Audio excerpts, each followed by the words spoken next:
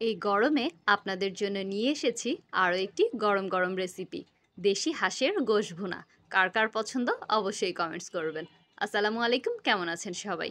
চলুন রেসিপি শুরু করা যাক। প্রথমেই চুলাতে কড়াই বসিয়ে তার মধ্যে পরিমাণ মতো তেল দিয়ে গোটা গরম মশলা দিয়ে দিচ্ছি। এখানে আমি গোটা গরম মশলা ব্যবহার করেছি, দারচিনি, এলাচ, লং, কালো গোলমরিচ এগুলো ব্যবহার করেছি। এখন দিয়ে দিচ্ছি পরিমাণ মতো পেঁয়াজ কুচি। পেঁয়াজটা যখন নরম হয়ে যাবে তখন আমি এর মধ্যে ব্যবহার করছি বাটা মশলা। এখানে আমি আদা বাটা দিয়েছি প্রায় 2.5 টেবিল চামচের মতো এবং রসুন বাটা দিয়েছি 2 টেবিল চামচের মতো। আর এগুলো আমি মশলার সাথে ভালো করে কষিয়ে নিব যাতে এর কাঁচা গন্ধটা চলে যায়। এই যে দেখেন, আপনারা ভিডিওতে যেভাবে দেখতে পাচ্ছেন।